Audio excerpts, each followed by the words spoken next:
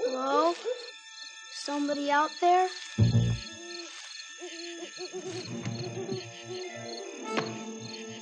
E.T. Video game? It's coming soon, only from Atari, the video game that lets your family help E.T. get home. But only if you have an Atari video game system at home. En 1982, la industria de los videojuegos parecía imparable. Las consolas se vendían por millones, las empresas ganaban fortunas y el futuro del entretenimiento parecía estar dentro de una caja conectada al televisor. En ese momento, una compañía dominaba el mercado, Atari, pero en menos de un año todo se derrumbó.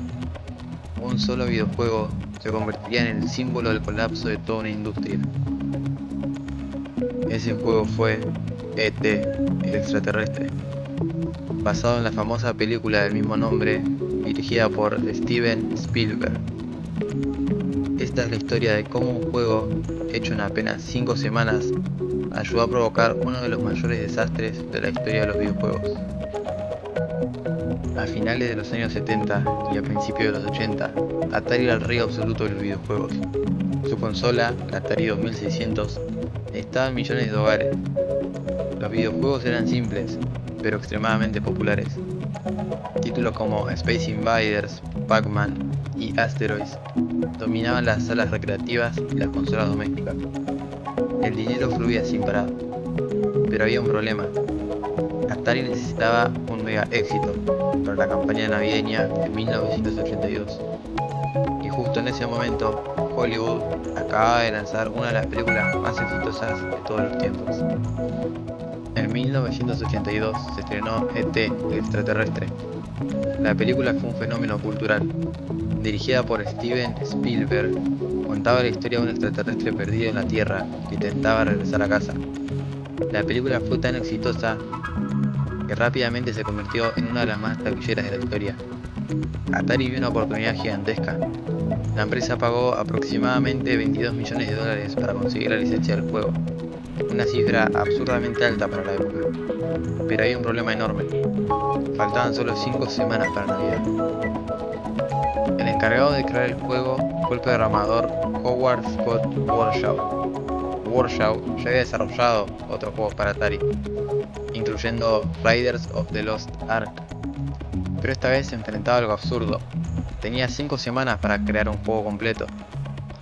Para comparar, normalmente un juego tardaba entre 6 o más meses en desarrollarse. Warshaw aceptó el desafío.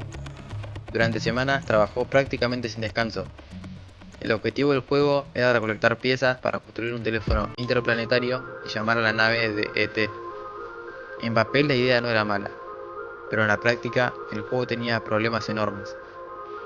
Cuando el juego salió a la venta, los jugadores se encontraron con algo frustrante. El personaje de E.T. caía constantemente en agujeros, de los cuales era lento y difícil salir. La mecánica era confusa, muchos jugadores simplemente no entendían qué tenían que hacer. Para empeorar las cosas, Atari produjo millones de copias del juego antes de saber si siquiera sería un éxito. Se fabricaron alrededor de 4 millones de cartuchos, pero la demanda real era mucho menor. El resultado fue un desastre. Las tiendas empezaron a devolver miles de cartuchos, los consumidores estaban decepcionados, las críticas eran terribles, el juego se convirtió rápidamente en sinónimo de mala calidad.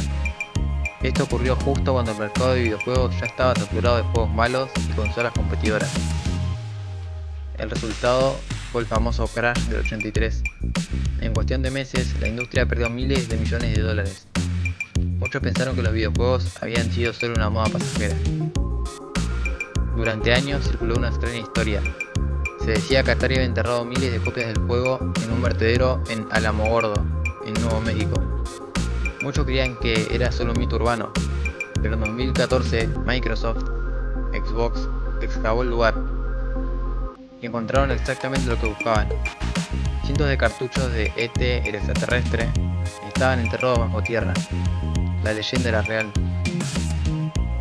Curiosamente, la historia de E.T. no fue solo un fracaso, también es una lección. Demuestra lo que ocurre cuando una empresa prioriza la velocidad y las ventas sobre la calidad. Hoy el juego sigue siendo recordado como uno de los peores videojuegos jamás creados, pero también como una pieza histórica, porque sin ese desastre, quizás la industria nunca habría llegado a aprender a ser mejor.